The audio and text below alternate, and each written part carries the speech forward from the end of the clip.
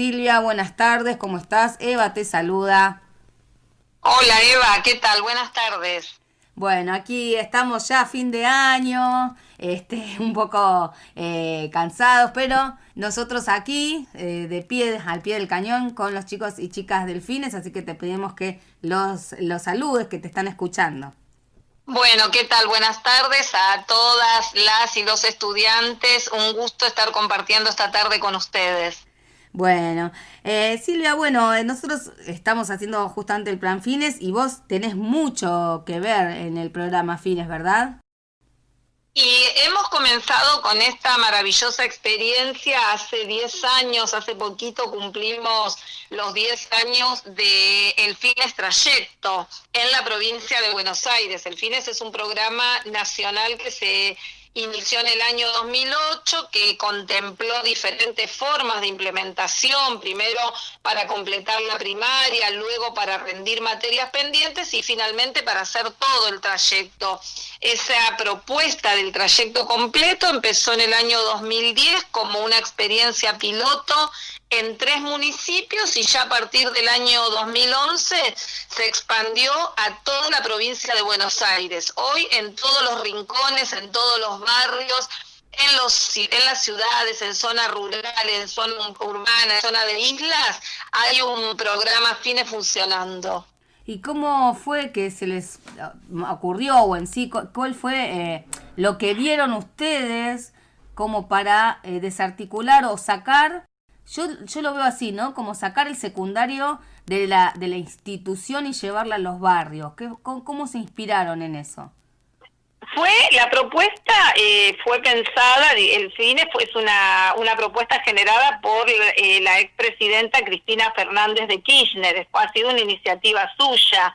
Luego lo que se hizo fue en el año 2010 una articulación con el programa Argentina Trabaja. El gobierno nacional crea el programa Argentina Trabaja destinado a las personas que se encontraban en situación de desocupación y se propone realizarlo con una integralidad, es decir, trabajo, salud y educación. En ese momento se convoca desde el gobierno nacional a Mari Sánchez para coordinar la parte educativa de los cooperativistas, organizar una propuesta para que pudieran completar sus estudios, tanto primarios como secundarios, y ella allí que surge por iniciativa de Mari y todo un equipo que ella condujo en ese momento, de llevar la educación a las cooperativas, de impulsar la elección de referentas y de referentes. Entonces lo que se hizo fue llevar la propuesta a las proximidades de la pertenencia territorial de cada cooperativa, llevarla a los barrios, llevarla en aquellos lugares donde estaban trabajando. Cuando esa propuesta llegó a los barrios, ya no solamente los cooperativistas se entusiasmaron, sino que empezó a surgir el interés de parte de iglesias, de sindicatos, de comedores y de otras organizaciones que vieron que era una propuesta muy válida para los jóvenes y los adultos de los barrios que no habían completado el nivel. Y a vos, Silvia, ¿qué fue lo que te impulsó a seguir en educación de adultos? Y fue un camino que lo fui como construyendo de a poco. Siempre trabajé en educación primaria. En el año 96 me invitaron a participar como maestra dando clases para adultos en Ciudad de Buenos Aires. A partir de mi actividad gremial, de una actividad política, yo tenía contacto con Mari Sánchez. Ella me convocó en el año 2005 para ser parte del programa de alfabetización Encuentro. Nosotros capacitábamos a los alfabetizadores que no eran docentes, eran voluntarios, voluntarias. Dábamos talleres para ir construyendo las formas de poder alfabetizar. Y en ese camino que fuimos transitando apareció la posibilidad de estar coordinando la propuesta de Plan Fines, así que ahí fue ya una vinculación directa con la educación de jóvenes y adultos. Creo que también es un camino que tiene que ver con mi historia, porque Soy hija de una ama de casa que había hecho hasta 4º grado en su provincia, que tuvo que ir a trabajar desde muy chica y que a los 9 años dejó la escuela, que no pudo completarla, que terminó su escuela primaria como abanderada en un programa en el que yo después trabajé en Ciudad. Y bueno, siempre creo que tengo de alguna manera, ese es como un contacto que yo ya tenía con una persona tan cercana que no había tenido esa oportunidad de terminar su escuela y que sabía mucho, a pesar de no sabía las cuentas, sabía leer, escribir, redactar, sabía muchísimo y bueno, le faltaba, y después en su vida aprendió muchísimo más, por eso pudo terminar la primaria. Bueno, ese es un poco el concepto, ¿no? Un adulto no es alguien que llega en vacío, sino es alguien que no tuvo una oportunidad. Claro, por supuesto. Y tu historia como maestra, dijiste que fuiste maestra, ¿cómo fue tu historia docente? Bueno, yo me recibí de maestra, trabajé como 10 años como maestra, algunos años como vicedirectora y como directora. Trabajé también como inspectora de educación primaria y después ya pasé a formar parte de este tipo de iniciativas. Trabajé varios años en el sistema educativo con estos cargos docentes, con estos cargos dentro de la carrera docente. Y quiero hacer un paréntesis aquí porque estoy escuchando tu currículum y en estas 2 semanas se está debatiendo, las polémicas frases, ¿no? De Soledad Acuña y toda la diferencia que hay, ¿no? Entre tu trayectoria y la de esta ministra. Quería que en 2 palabras, para no irnos muy por las ramas, que reflexiones a ver tu posición y qué se le puede decir ante los dichos de Soledad Acuña. Son declaraciones agresivas, son declaraciones desvalorizantes, son declaraciones de mucha violencia simbólica y son de mucha violencia simbólica hacia los docentes, hacia los estudiantes, hacia los sectores populares. La verdad es que la máxima autoridad educativa de una jurisdicción exprese esta forma de pensar y que la distancia tanto de todos los protagonistas del hecho educativo es sumamente preocupante y bueno, mereció el repudio de muchísimos sectores y de muchas expresiones sociales y políticas. No tiene nada que ver el planteo que hace relacionando la docencia con la última opción, porque en realidad para muchos de los docentes es una decisión, una definición de vida, es un compromiso y es un compromiso militante, porque en esto Freire ha sido muy claro: la educación es ciencia, es arte y es política. Es ciencia porque tiene mucho que ver con lo académico, con la rigurosidad del conocimiento. Es arte por la belleza que implica un hecho educativo, la creatividad, la innovación, y es profundamente política porque nosotros necesitamos pasar de un pensamiento ingenuo a un pensamiento crítico que nos permita develar las razones de las desigualdades y de las injusticias, y ahí está la educación. Y si la educación no cumple con esa función social, lo que está haciendo es seguir formando para la dominación, para la vulneración de derechos, para la explotación de quienes más necesitan. Entonces seguramente a esa ministra no le interesa un pueblo que pueda desarrollar un pensamiento crítico, porque ella indudablemente adhiere a un modelo de opresión, a un modelo de dominación, a un modelo en el que es más fácil que una persona piensa que la pobreza es causa de Dios y no causa de los hombres que generan desigualdad. Entonces un maestro es necesariamente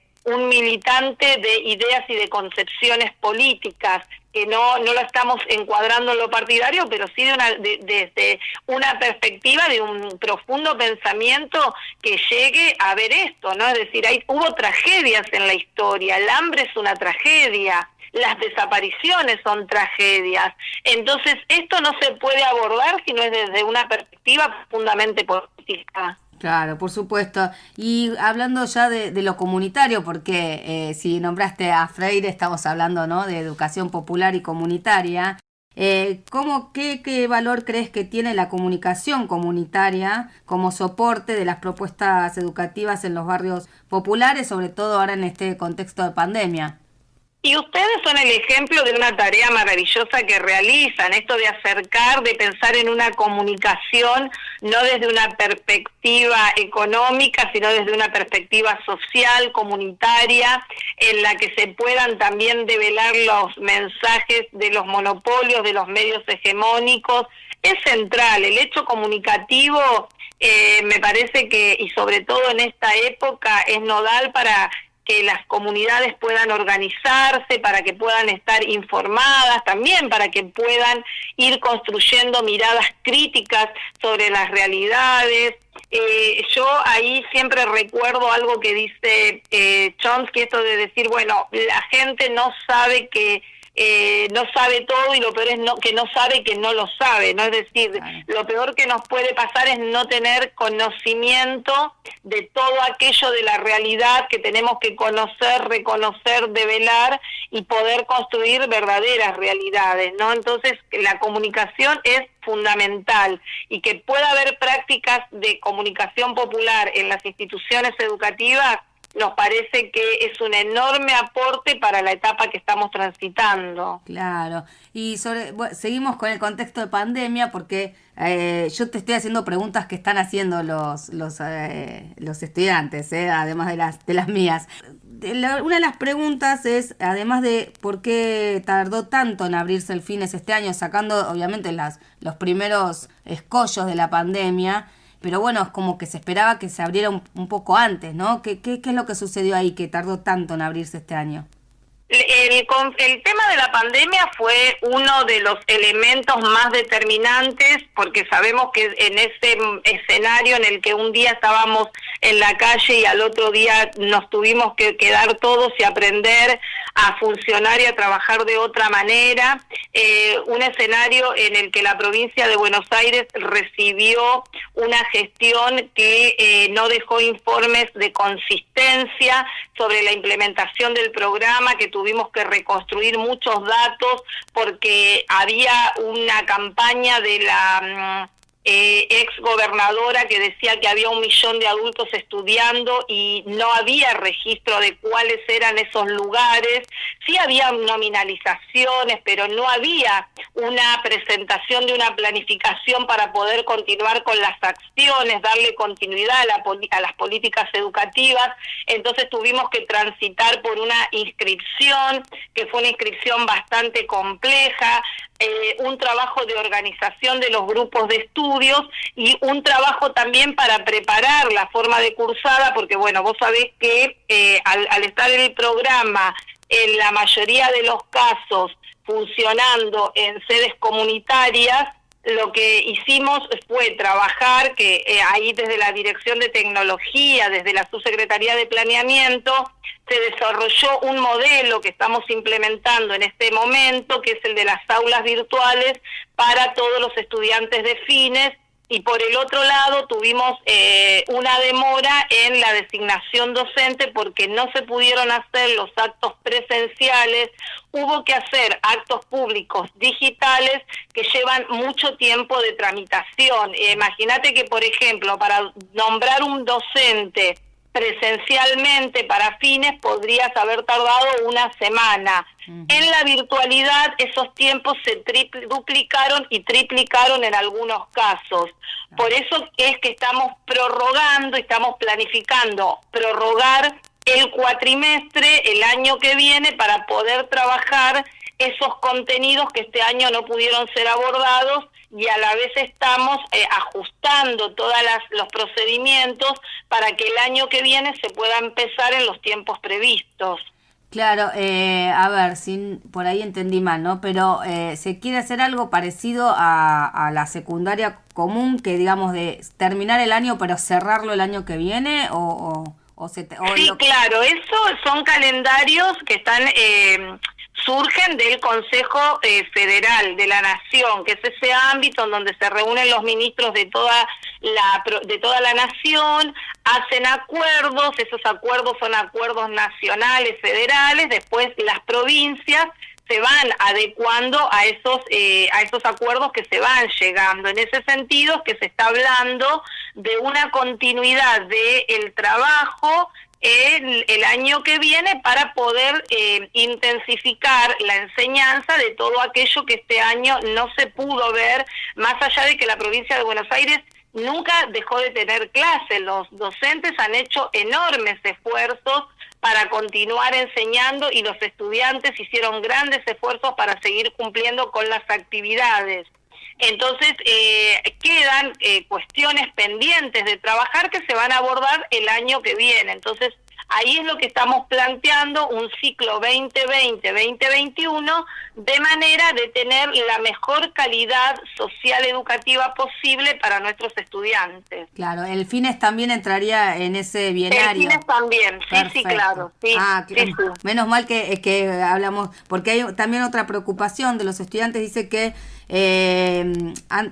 con esto de la pandemia se reasignaron las sedes de algunos estudiantes. Calculo que por esto decís, ¿no? Que hay centros comunitarios que quizás no abrieron o algo así.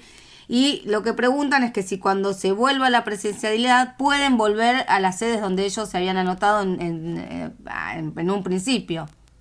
Claro, nosotros hicimos una planificación este año para la virtualidad. Por eso hay sedes que no usamos la palabra fusión, porque fusión significaría fundir en uno solo a otro. Hablamos de agrupar para después, en el caso que vayamos viendo que el escenario pueda ir a la presencialidad, desagrupamos y cada grupo vuelve a su lugar de origen. Ajá. Pero esto no es algo que lo podamos anticipar ahora porque todavía no podemos conocer bien cuál va a ser el escenario 2021. Sí. Hoy funcionamos de manera agrupada, reconociendo qué grupo se juntó con qué otro grupo y sabiendo que el año que viene existe la posibilidad que cada comisión vuelva a trabajar en su lugar de origen siempre y cuando estén las condiciones sanitarias para poder hacerlo. Claro, por supuesto. Y hubo una noticia, ¿no? Que han recuperado los libros que estaban guardados y los pudieron disponer de los alumnos, ¿verdad? Sí, estuvimos todo el año también con las dificultades propias de la pandemia porque hubo necesidad de distribuir cuadernillos, hubo necesidad de discutir los módulos alimentarios. Se estuvieron distribuyendo los libros del programa que estuvieron guardados toda la gestión anterior en un galpón deteriorándose y que había sido una gran inversión para que los docentes pudieran trabajar con ese soporte y nuestros estudiantes también tuvieran un recurso para sus estudios. Así que este año se estuvo llevando adelante una tarea por toda la provincia de distribución de esos textos. Claro, sí, sobre todo con la falta de virtualidad de muchos barrios populares. Nosotros aquí justamente estamos dando una clase por radio, ¿no? Y nosotros bregamos y nos preocupa el tema del FINES con oficio. ¿Hay alguna novedad acerca del FINES con oficios y cuándo va a volver? Sí, ya están, varios grupos ya han comenzado, también se firmó la resolución y estamos en implementación también con este modelo, noviembre, diciembre, febrero, marzo. En este momento están las comisiones ya retomando actividades. Claro, o sea que por ahí los que van tomando actividades de a poquito también tenemos como esa tranquilidad que febrero o marzo se va a seguir, porque muchos decían, bueno, quizás que terminaban las clases y terminaba el año, y no es así, terminan las clases, pero se va a retomar este año en el año que viene. Así es. Así es. Ah, bueno, eso nos deja un poco más tranquilos y tranquilas. Hay una pregunta que a veces surge que me la hacen por la calle, ¿no? ¿Qué diferencia hay entre el CENS y el FINES? Porque las dos son para educación para adultos, pero muchas veces hay gente que dice, ¿y dónde me anoto? Y bueno, ¿qué le podemos decir? ¿Cuál es la diferencia entre uno u otro? Hay una diferencia en términos de formato de organización. En general nosotros en los distritos, instituciones como CENS, tenemos un número determinado que no alcanza para toda la necesidad de atención educativa que tenemos. Entonces, una propuesta fines lo que te permite es tener la institución cerca de tu casa, es poder abrir un grupo de estudios en un lugar comunitario en el que un grupo de vecinas y de vecinos se junta para terminar sus estudios, en donde puede adecuar sus horarios a sus necesidades y a sus posibilidades, y lo puede realizar tanto a la mañana como a la tarde como a la noche. Muchos de nuestros servicios de CENS funcionan solamente en el turno vespertino. A través del plan Fines tienen la posibilidad de hacer esas adecuaciones horarias, la elección de los días de cursada. Las materias están cuatrimestralizadas, en la mayoría de los CENS todavía las materias son anuales, si bien estamos avanzando hacia una cuatrimestralización. Y en general una comisión Fines se conforma a partir de otras identidades, ¿no? Como te decía, identidad cooperativa, una identidad a veces también de, por ejemplo, del colectivo trans, que deciden conformarse en comisión, de jóvenes. Hay como una identidad previa que después se termina traduciendo en una identidad educativa. Quizás el grupo se junta antes por otros intereses, comparten otras prácticas y otras experiencias sociales, y luego deciden ir todo ese grupo junto a terminar el secundario.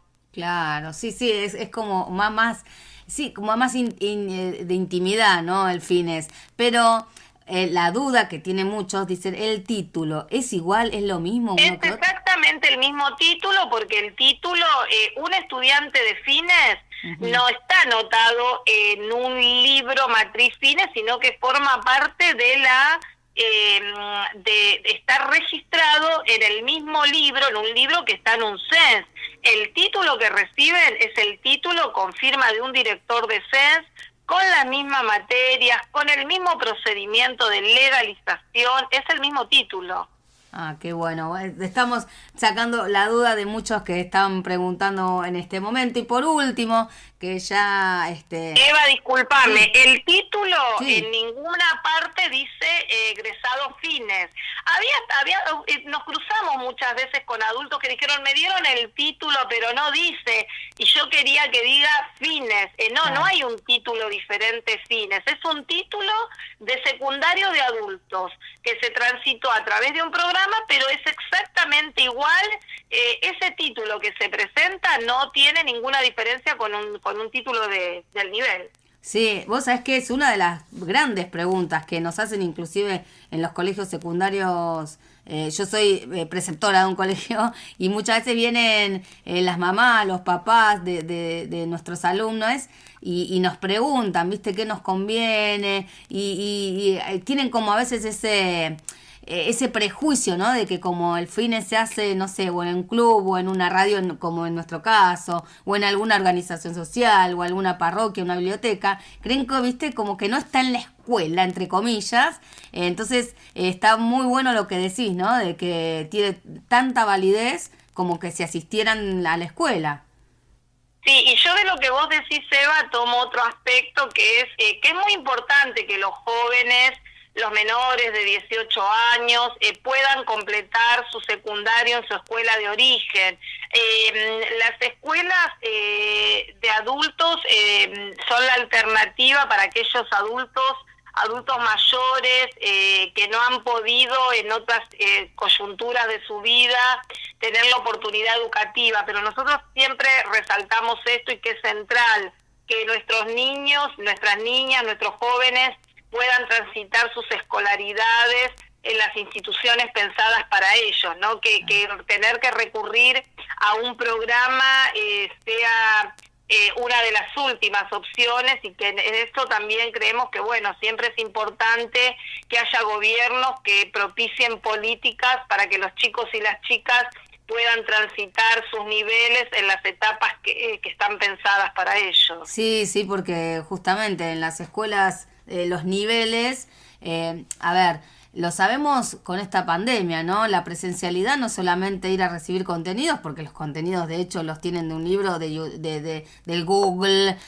Me parece que la convivencia entre pares es lo que nutre la educación. Entonces, por eso también se recomienda que los chicos y chicas cursen en sus instituciones de acuerdo a su edad, justamente por eso, porque el intercambio entre pares no se reemplaza con nada.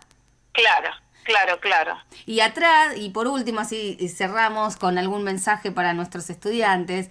Yo creo que a lo largo de tu carrera de educadora de adultos, detrás de cada estudiante hay una historia, ¿no? Y es por eso que se conforman esta, no sé si facilidad de estudio, o sí, porque el adulto, la adulta tiene como una vida que necesita, ¿no? Que se le haga un poquito más fácil eso de terminar de estudiar. Atrás de cada estudiante hay una gran historia, ¿no? Y hay historias hermosas, hay historias conmovedoras y hay algo que esto que tiene de maravilloso es cada vez que se puede hacer un encuentro, escuchar,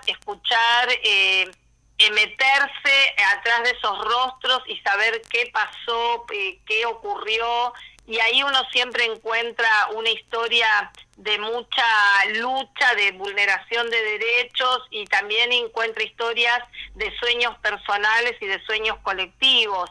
Encontrarte con abuelos que te dicen: mi nieto, cuando me anoté, me fue a comprar la cartuchera de Boca. Entonces vos decir el nieto, viste que vos pensás que el grande le compra los útiles a los chicos. Bueno, un abuelo que el nieto lo primero que piensa es comprarle la cartuchera a su abuelo para que vaya a estudiar. O una mujer que te cuenta que tiene todas sus carpetas guardadas porque se las piensa regalar a su nieto el día que tenga un nieto, y que esas carpetas sean un tesoro. Y la verdad es que después, cuando escuchás a los que desprecian a la educación, a los docentes, a los estudiantes, y bueno, realmente es para decirles que se pierden la magia y la maravilla que tiene la educación en cuanto a herramienta de transformación de las personas, no tienen la capacidad y la posibilidad ni la sensibilidad de conmoverse con estas historias que son realmente maravillosas. Claro, por supuesto. Así que bueno, ya sabemos que el tiempo corre, y en radio también.